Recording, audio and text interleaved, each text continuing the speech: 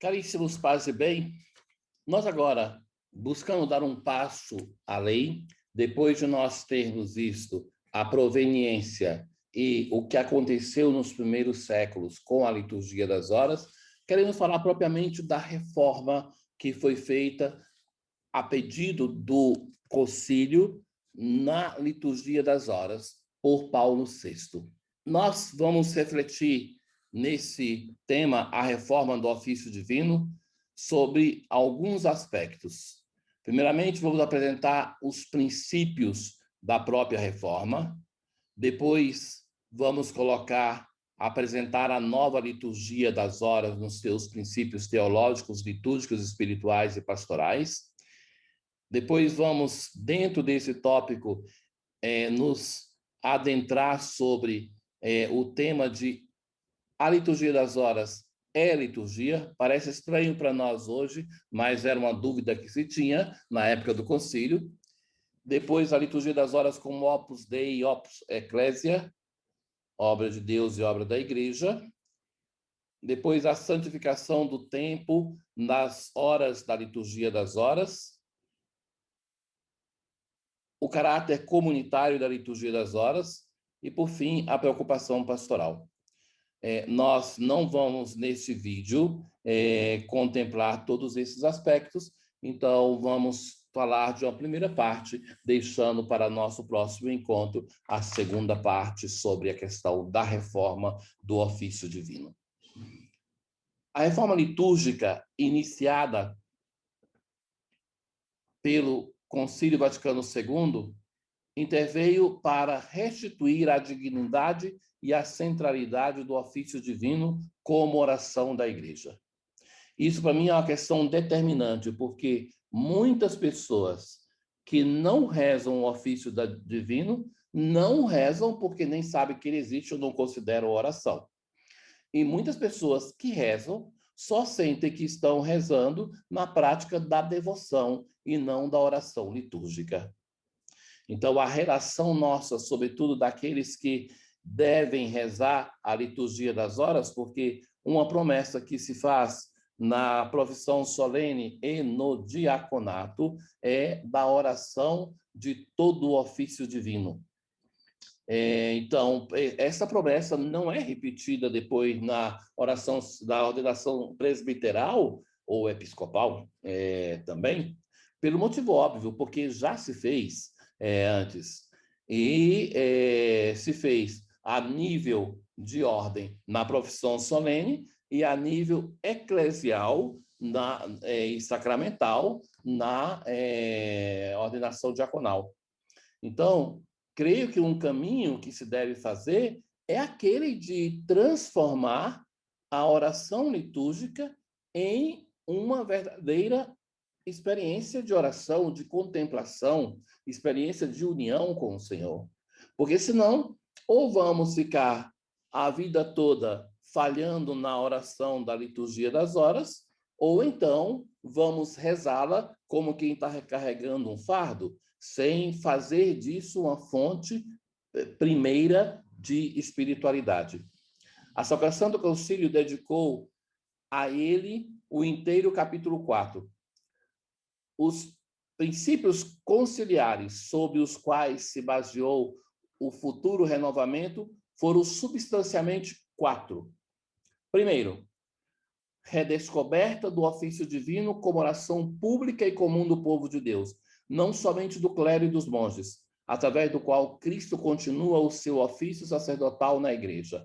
Então, nós já citamos isso antes, e que essa ideia vem do próprio concílio, ou seja, que a oração que chega ao concílio como oração privada do clero, da vida religiosa, a Igreja quer que ela seja restituída, como nos primórdios, ao povo de Deus. É a oração pública e comum de todo o povo de Deus.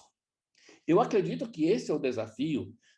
Devo dizer que em outras nações se fez mais caminho depois do Concílio Vaticano II para incentivar as pessoas à oração, sobretudo de laudes e vésperas. Em muitas comunidades paroquiais pelo mundo se tem a experiência de rezar uma das horas junto com a celebração eucarística. Os liturgistas não são muito apaixonados por isso, não. Depois nós vamos ver por quê. Porque parece que é não considerar o valor da liturgia das horas, então, para dar valor a ela, se coloca dentro da missa. Me é um pouco antipático também, porque tem que fazer ali, cortar pedaços de um e de outro. Mas, mínimo, alguma experiência se tem feito também nisso. E, enfim, que já tem muitas comunidades pelo mundo em que a oração da liturgia das horas não é uma coisa estranha para o laicato e que, por isso, deve ser também valorizada entre nós. O orante deve poder viver espiritualmente dos textos do ofício divino, fonte da piedade e nutrimento da oração pessoal, fazendo de modo que a mente corresponda à voz. Então, isso também é uma questão importante, porque deve ser fonte de espiritualidade, deve ser, assim como o salmista vai dizer assim, que Deus o fez mais inteligente que os seus amigos, porque ele ruminava a palavra de Deus, mais sábio, para ser preciso. Então, a palavra de Deus que nós encontramos já desde cedo e concluímos o dia com ela, deve ser como um constante ruminar dessa palavra no nosso coração. Então, encontrar na liturgia das horas a fonte da piedade e nutrimento da oração pessoal é o segundo desafio que só vai acontecer para quem cumpre o primeiro, que é aquele de rezar a liturgia das horas.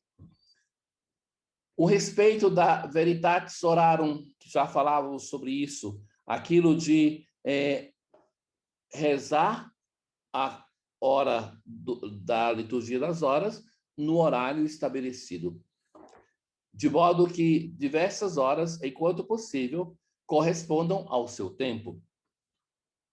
Depois, fidelidade ao passado e sensibilidade às condições atuais do clero. O ordenamento tradicional do ofício seja revisto, tendo presente, porém, também as condições da vida contemporânea, na qual se encontram especialmente aqueles que atendem ao apostolado. Então, a nova liturgia das horas do Concílio Vaticano II, precisamente de Paulo VI, ela foi muito mais maleável e é adaptável à condição de pastoral. Por trás dessa desculpa do que se faz, se esconde muita preguiça da oração, porque, na verdade, o que nós temos hoje é um breviário que as orações durante o dia, como assim são chamadas, é muito maleável o horário, coisa que não se tinha antes. A partir desses princípios inspiradores da reforma, brotaram a consequente revisão do ofício divino, da qual as passagens mais relevantes foram resumidas por Paulo VI na Constituição Apostólica Laudis Canticum, que vocês conhecem muito bem, de 1º de novembro de 1970, com a qual o pontífice promulgava o ofício divino, reformado por mandato do Concílio Vaticano II. Em 2 de fevereiro de 1971, foi publicada a Instrução Geral para a Liturgia das Horas, IGLH, que, longe de ser uma mera coleção de rubricas relativas à oração da Igreja, representa um feliz condensado teológico, litúrgico, espiritual e pastoral da Opus Dei. Da Opus Dei aqui é obra de Deus, que é o nome com o qual São Bento chama a liturgia das horas.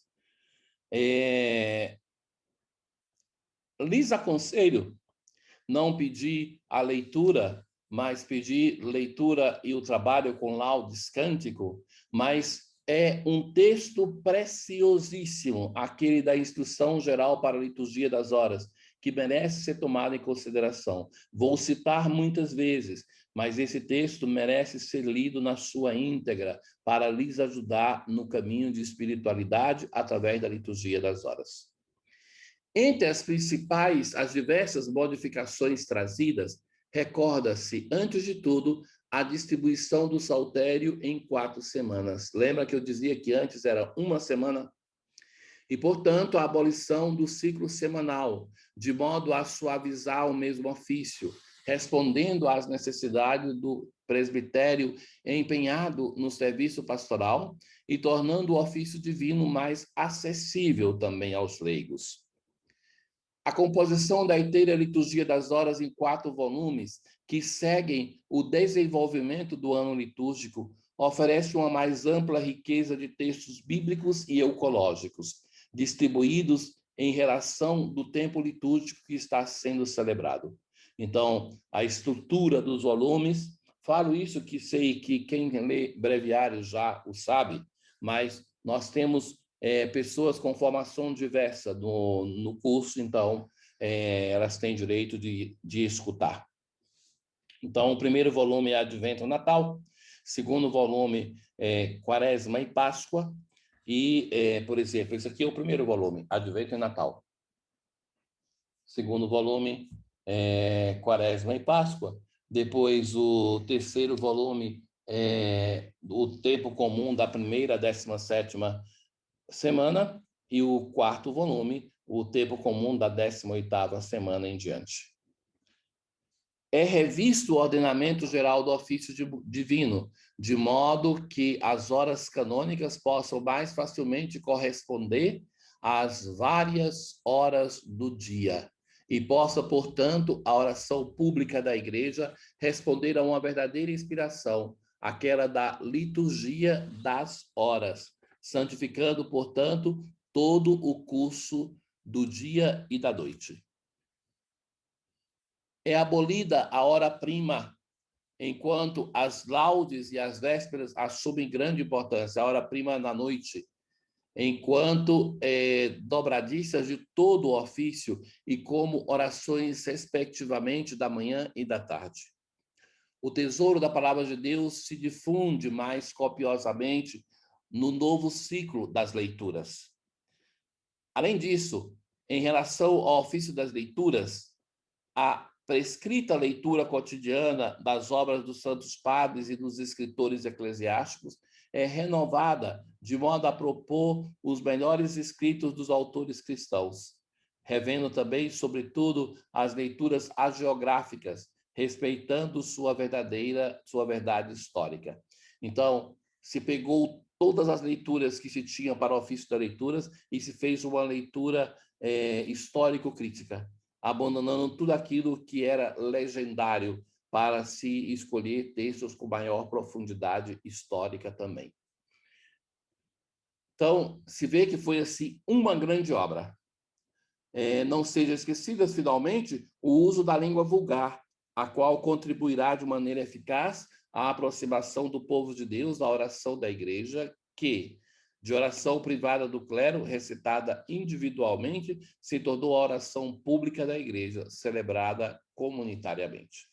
Então, nós temos todo o esforço que faz a Igreja em prol desta reforma. Foi, de fato, uma grande obra. Os livros, não canso de lhe dizer, do Concílio Vaticano II, são o resultado da maior obra textual que se fez da Igreja para chegar à reforma dos livros litúrgicos. Não é absolutamente texto pobre ou texto sem valor, mas justo o contrário. A Igreja nunca teve missal tão rico, nunca teve liturgia das horas tão ricos, e todos os outros livros também frutos do Concílio Vaticano II. Os princípios da reforma da liturgia das horas. Na sua exposição, a Sacrosanto Concílio sublinha os vários aspectos que deveriam conter a futura reforma litúrgica em particular. As laudes com oração da manhã e as vésperas com oração da tarde, que, segundo a venerável tradição de toda a Igreja, são a dupla dobradiça do ofício cotidiano, devem ser consideradas as horas principais e, como tais, celebradas. Por exemplo, algumas congregações, os institutos não clericais, assim acontece com um professo também temporário de um instituto clerical, eles devem ler, rezar as laudes e vésperas. As religiosas, muitas vezes, têm só um volume só da liturgia das horas, porque é laudes e vésperas. As completas sejam ordenadas de modo que se adaptem bem à conclusão da jornada. As completas é a oração da noite. A hora dita matutina será adaptada de modo que possa ser recitada em qualquer hora do dia. São os ofícios das leituras. pode ser rezado em qualquer, juntando com qualquer hora que se queira. Tenham um menor número de salmos e leituras mais longas. Se trata daquela celebração que hoje é chamada Ofício das Leituras e que, apesar de conservar a índole da oração noturna para o coro, pode ser celebrada em qualquer momento da jornada. A hora-prima é suprimida. Para o coro, ou seja, na celebração comunitária, especialmente nas catedrais e nos mosteiros, se mantiveram as horas menores da terça, sexta e nona, fora do curso do coro. Fora do coro, se pode, ao contrário, escolher uma das três, aquela que melhor correspondesse ao momento da jornada.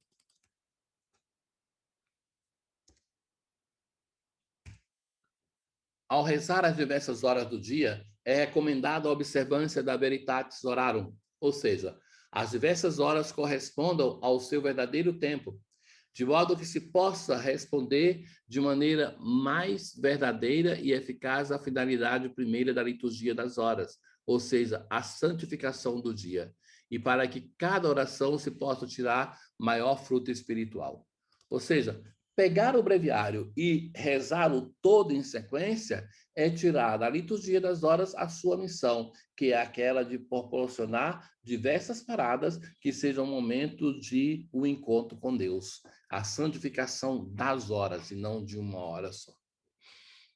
Essa, de fato, deve se tornar fonte de piedade e nutrimento da oração pessoal, sobretudo graças à riqueza da palavra de Deus, que constitui o seu esqueleto, de modo que, de verdade, mens concordet voce, a mente concorde com a voz. A tal propósito, a reforma do breviário previu que a palavra de Deus fosse presente de maneira mais abundante. As leituras dos padres, dos doutores, dos escritores eclesiásticos, melhor selecionadas e escolhidas entre as partes mais importantes e edificantes para os sacerdotes e o povo de Deus. As paixões, que é a narração do martírio de um santo, daí também o nome Paixão de Nosso Senhor Jesus Cristo, a narração do seu martírio. As paixões serão revistas de modo que sejam respeitadas a verdade histórica, eliminando qualquer ingestão do tipo fantasioso ou legendário. Mesmo os hinos foram revistos, eliminando ou mudando os elementos de sabor mitológico e restituindo a eles a sua forma originária ou criando novos, possivelmente provenientes da riqueza da Sagrada Escritura e da tradição patrística.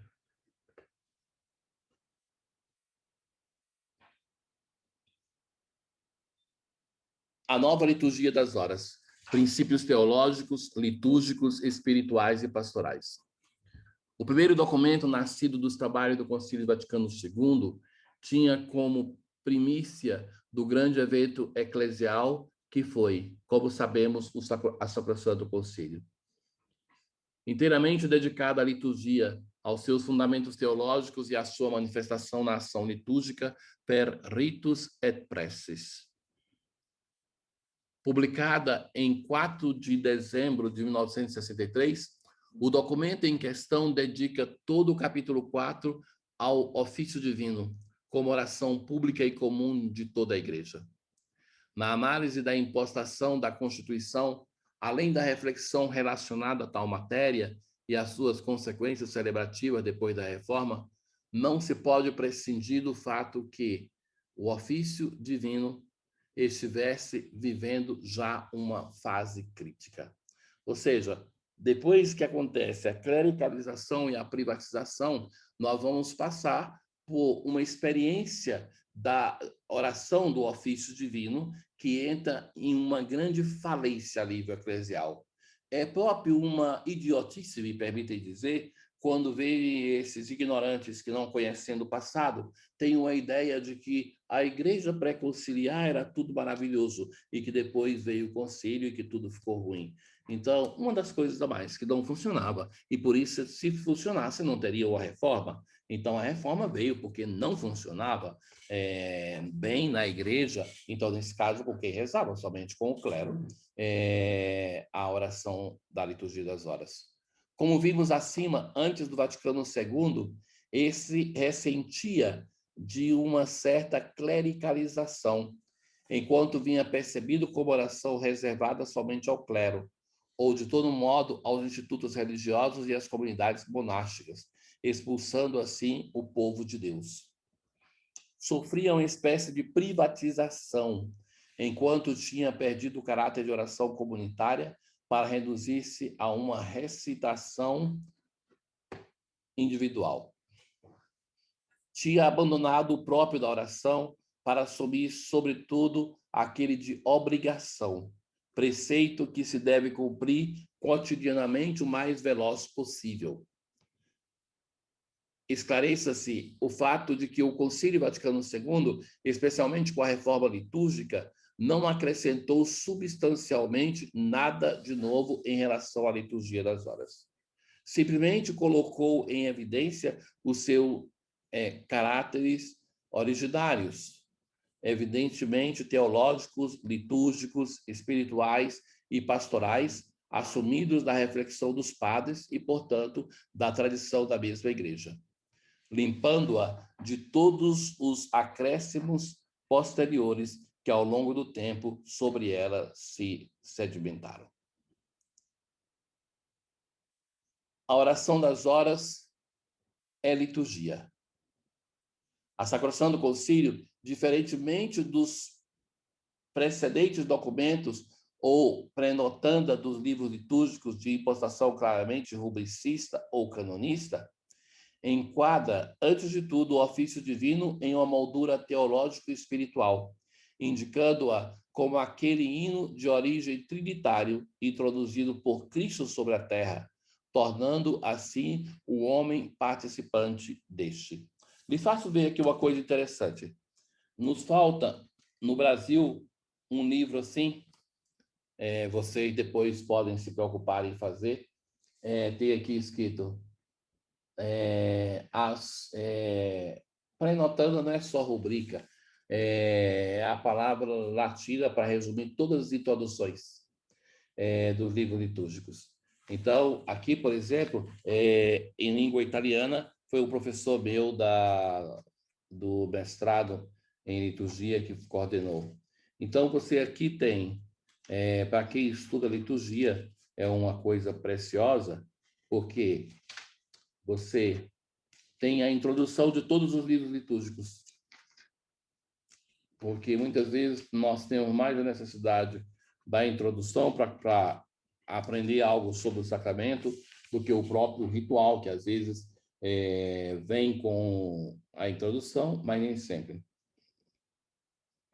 Então, aqui tem a introdução geral ao missal romano, a introdução geral às leituras da missa,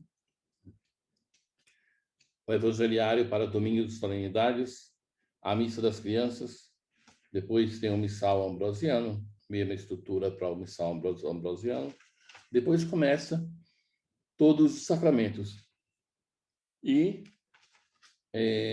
os livros ligados antes à missa, como Martirológio Romano, Missas da Beata Virgem Maria. Depois vem Ritual do Batismo de crianças, de adultos, Rito da Confirmação, da Penitência, da Unção e o Cuidado Pastoral. Rito das Exéquias. Depois, Sacramento do Matrimônio, ordenação de bispo, presbítero e diáconos, instituição de ministérios, rito da profissão religiosa, consagração das virgens, ritual de bênçãos, dedicação da igreja e do altar. Então, dizíamos assim que os documentos, seja Sacrosanto Concílio, como os documentos em relação à liturgia das horas, não vão ser rubricistas, somente dizer assim, faça isso, faça isso, faça isso. Mas é, de fato, uma belíssima página de teologia sobre a liturgia das horas. E assim começa, no número 83, Sacrosanto Concílio vai dizer: Jesus Cristo, sumo sacerdote da nova e eterna aliança, ao assumir a natureza humana, trouxe a este exílio da terra aquele hino que se canta por toda a eternidade na celeste mansão. Ele une a si toda a humanidade e associa a este cântico divino de louvor. O ofício divino se tornou, portanto, liturgia das horas. A Constituição litúrgica sublinha de fato como a oração da Igreja seja, antes de tudo, uma oração litúrgica. É liturgia. Essa, de fato, torna possível a continuidade do ofício sacerdotal de Cristo através da Igreja, que louva o Senhor sem cessar e intercede pela salvação de todo mundo, não só com a celebração eucarística, mas de vários outros modos, especialmente pela recitação do ofício divino. A liturgia das horas, segundo a tradição cristã, é ordenada de fato a santificação do curso do dia e da noite por meio do louvor divino, e, com a santificação da jornada, a santificação do próprio homem. Quando, pois, para celebrar este canto de louvor, estão os presbíteros ou também os fiéis, então é verdadeiramente a esposa, a voz da esposa, que fala com o esposo, ou melhor, a oração que Cristo, unido ao seu corpo, eleva ao Pai. A liturgia das horas, Opus Dei e Opus Ecclesia. A finalidade da liturgia das horas, dentro da lex orandi da Igreja, pode ser expressa segundo um duplo movimento, a qual envia a própria definição da liturgia apresentada em Sacrosanto Concílio 7. Esta é, de fato, louvor e culto dado a Deus por parte do homem, sua criatura, mas imprimes, segundo a lei do primado do amor de Deus, em respeito à resposta do homem, é, antes de tudo, santificação da sua própria criatura, sobretudo com o dom da sua palavra, que se torna palavra rezada, proclamada, anunciada, meditada, acolhida. Ou seja, existe uma colaboração na oração. De um lado, o ser humano que está louvando o seu Criador, mas, por outro lado, é Deus que, com a sua palavra, se dá a conhecer. É Deus que vem ao nosso encontro, que manifesta o seu amor, a sua ligação de amor, de afeto, formativa, unitiva com a nossa humanidade. Em síntese, o objeto principal da liturgia das horas é a santificação do homem no tempo. E nós só podemos nos santificar no tempo. Lembrando as nossas primeiras considerações, que o ser humano, ele depende do espaço e do tempo para viver, para se formar, para se santificar também. Ou, como muitas vezes se exprime também nos documentos oficiais, a santificação do tempo.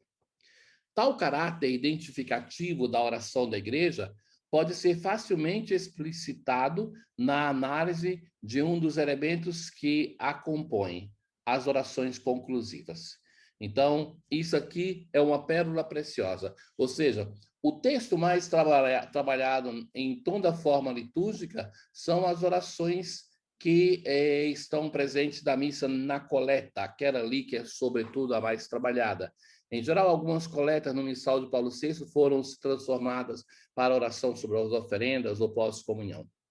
Entre os elementos teologicamente mais significativos, de fato, na estrutura da liturgia das horas, um lugar elevado é ocupado pela eucologia e, de um modo todo particular, das orações ou coletas que concluem as várias horas. Essas, muitas vezes, se representam como uma valiosíssima síntese teológica em relação à natureza do ofício divino e, de maneira específica, da hora celebrada naquele determinado arco de tempo. Então, Aqui é um exercício daquilo que se chama hermenêutica do texto litúrgico. Então, hermenêutica do texto litúrgico é uma uma disciplina que se faz em mestrado de liturgia, que é das mais difíceis. Então, que você tentarei lhe sintetizar o percurso. Ao final, você parte de uma única oração. Por exemplo, cada um escolhia no missal romano, na edição, terceira edição de Paulo VI, qual coleta que queria trabalhar. Se usa a coleta e não a outra oração, porque elas são mais ricas, mais trabalhadas. Então, você escolhe a coleta, apresentava ao professor, primeira momento do trabalho. E aí, então, eu escolhi a primeiríssima do missal, que é a primeira coleta, primeiro domingo de Advento. A partir dessa escolha, você ia para ver qual é o tema principal. Por exemplo, aquela coleta, ela invoca para que nós possamos acorrer com as nossas boas obras ao encontro do Senhor que vem. Então, o primeiro passo era aquele de identificar da onde provém esta coleta. Então, tem uma coleção como uma grande enciclopédia dos textos da liturgia. Então, que você ia nela e buscava pelo início da tua oração.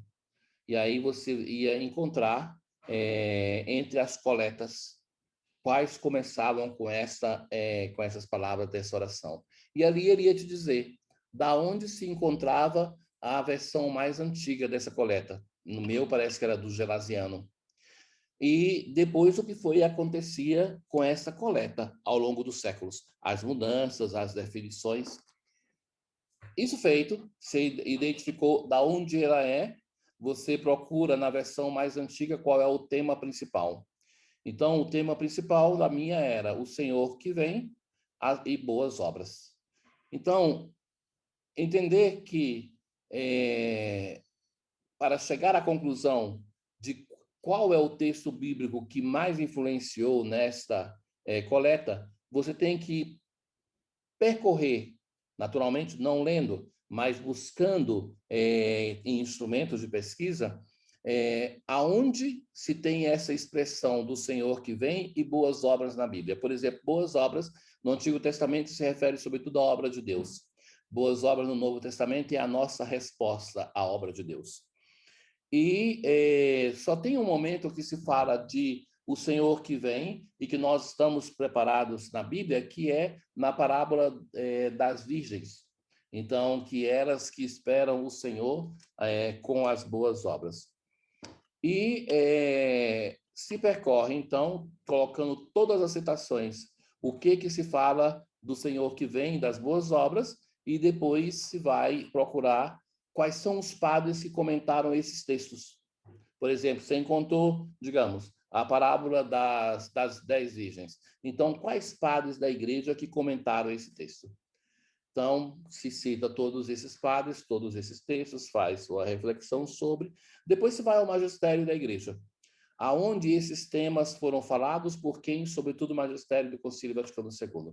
Ao final, você tem um trabalho aí de 200, 300 páginas, que é para entender uma coleta.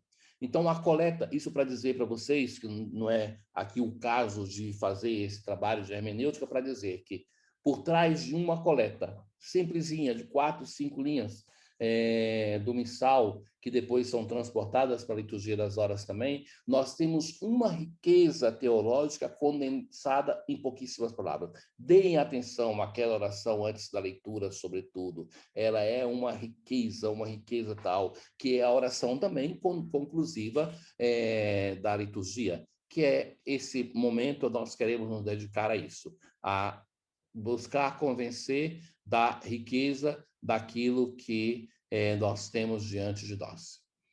Muito bem.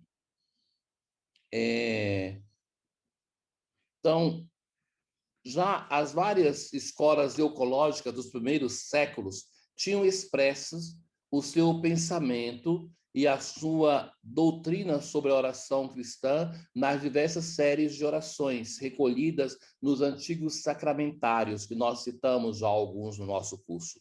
E uma boa parte acolhida ao interno da liturgia das horas de Paulo VI. Nestas, emerge de maneira particular a teologia da santificação do tempo, característica própria da oração da Igreja. Essas, de fato, permanecem mesmo como orações dirigidas ao Pai, por Cristo no Espírito. Através delas, porém, depois de ter meditado e celebrado no curso daquela determinada hora um particular mistério do único mistério Cristo, especialmente dos tempos fortes do ano litúrgico, se pede que aquele mistério seja transfigurado na igreja reunida naquele momento em assembleia litúrgica e na qual Cristo mesmo assegura sua presença. A oração, neste caso, se torna catalisadora do mistério celebrado. Síntese perfeita da oração de toda a igreja, nascente daquilo que foi rezado precedentemente, especialmente nos salmos, na leitura breve e nas preces. A função principal da liturgia das horas, ou seja, a santificação do tempo, emerge de uma maneira clara quando a oração própria faz referência ao tempo cósmico na qual a comunidade é reunida para celebrar. Tempo que faz ressaltar uma preciosa validade teológico-simbólica, revelando o ingresso da Trindade no tempo do homem, e, ao mesmo tempo, o mistério da Páscoa de Cristo, manifestado simbolicamente nas diversas horas do dia nas quais se celebra. Em resumo, através das orações da liturgia das horas, se faz a experiência sintética do homem do tempo, no decorrer dos dias e das horas, o cronos que se torna tempo da manifestação de Deus, por isso Kairos. Nos domingos, nos tempos fortes e nas celebrações festivas e comemorativas, a oração que corresponde à coleta da missa insere-se de maneira mais eficaz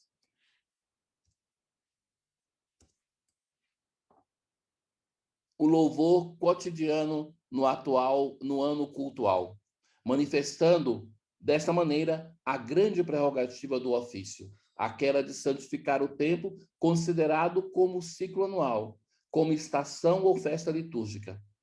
Essa relação existente entre liturgia eucarística e liturgia das horas, neste caso, a atualização da mesa coleta põe em relevo o prolongamento da primeira na segunda, como anunciado na introdução geral à liturgia das horas, número 12. A liturgia das horas, citando número 12, a liturgia das horas alarga aos diferentes momentos do dia o louvor e a ação de graças, a memória dos mistérios da salvação, as súplicas, o antegozo da glória celeste, contidos no mistério eucarístico, centro e vértice de toda a vida da comunidade cristã. A própria celebração eucarística tem na liturgia das horas a sua melhor preparação, porque esta suscita e nutre da melhor maneira as disposições necessárias para uma frutuosa celebração da Eucaristia, quais são a fé, a esperança, a caridade, a devoção, o espírito de sacrifício.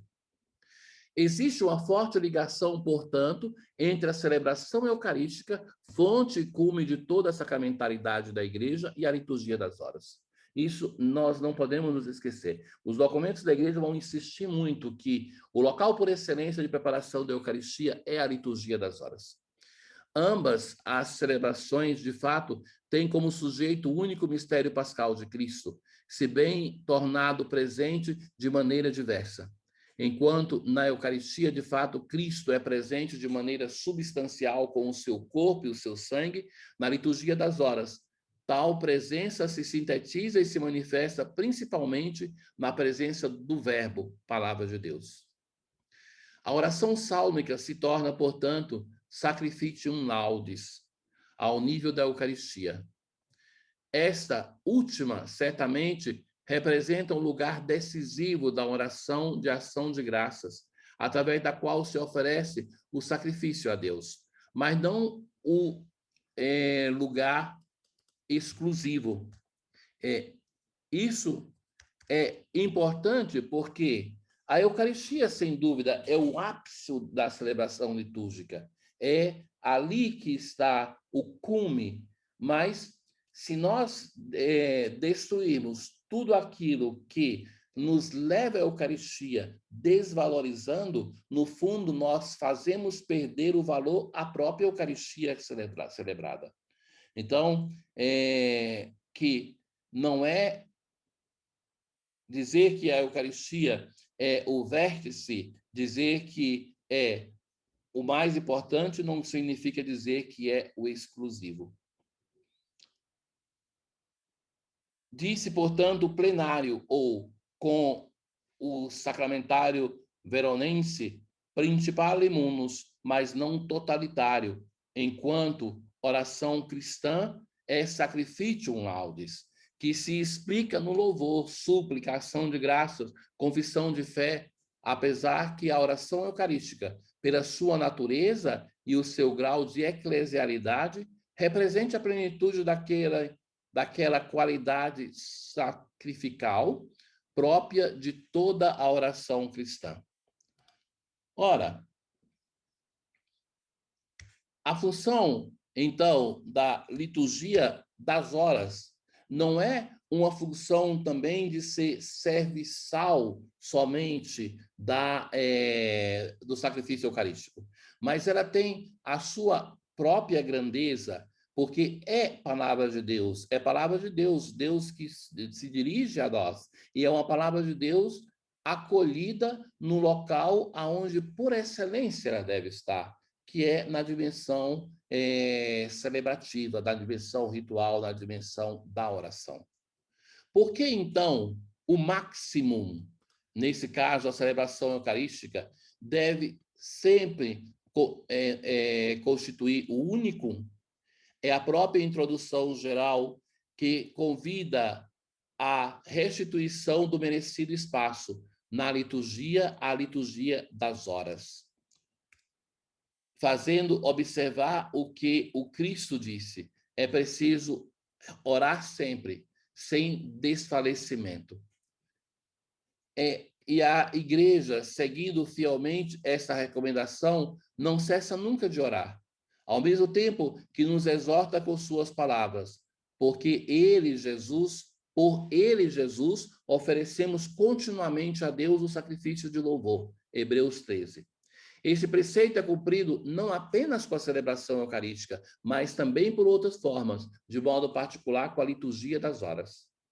A liturgia das horas é, então, para nós, palavra de Deus celebrada, que nos abre e nos prepara para a liturgia da palavra da Eucaristia. É a súplica que, através dos salmos, prepara para o grande Kyrie. É a oração eucarística da igreja que prepara para a grande anáfora da missa. É o louvor à Trindade que continua na doxologia por Cristo, com Cristo, em Cristo. É o sacrificium laudis, que prepara os fiéis ao culmen do sacrifício eucarístico. Eis o porquê de a liturgia das horas, apesar de originada e relacionada sacramentalmente à liturgia eucarística, esplende com luz própria.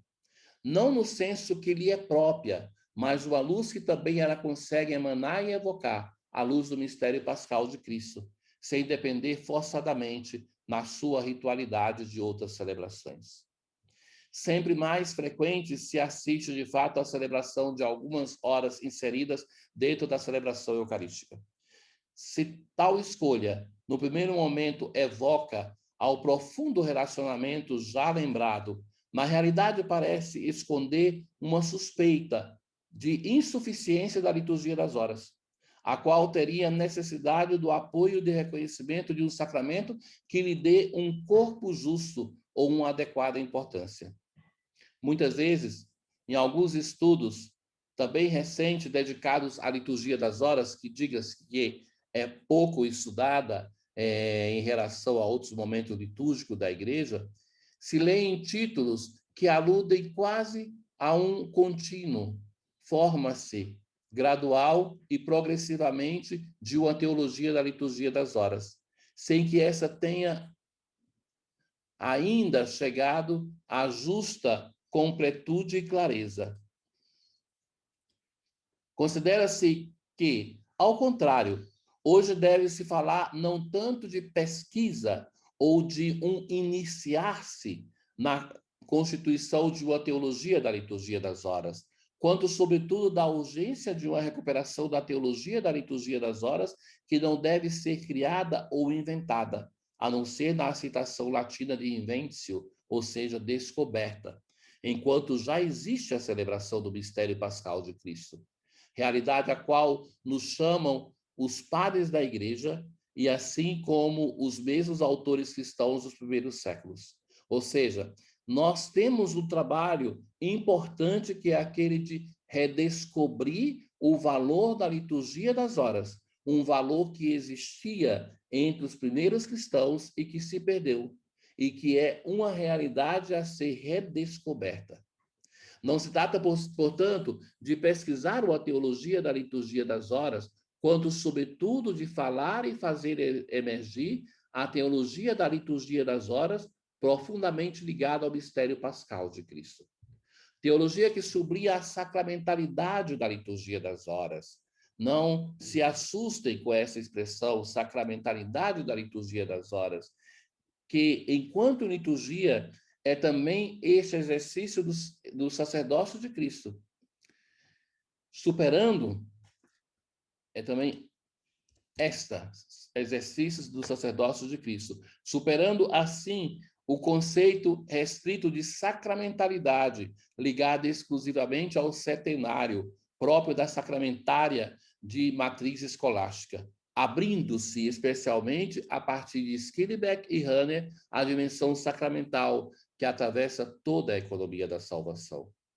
O saltério se torna, de fato, a voz da esposa ao esposo Cristo, não só porque a igreja o usa, mas porque sacramentalmente a esposa de Cristo se serve da nossa boca para dirigir-se ao seu Senhor e esposo glorioso.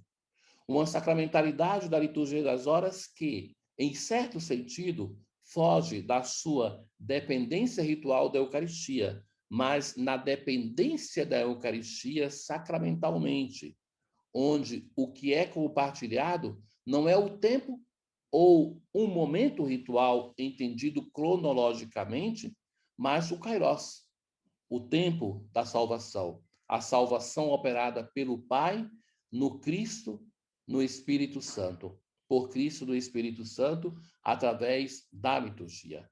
Ou seja, o compartilhamento desejável não é do tempo cronológico, que juntar as duas coisas, talvez até para ser mais convincente ou para poupar tempo, mas sim o partilhar a mesma salvação, que é aquela do mistério pascal celebrado na Eucaristia, que é o mistério pascal celebrado na liturgia das horas.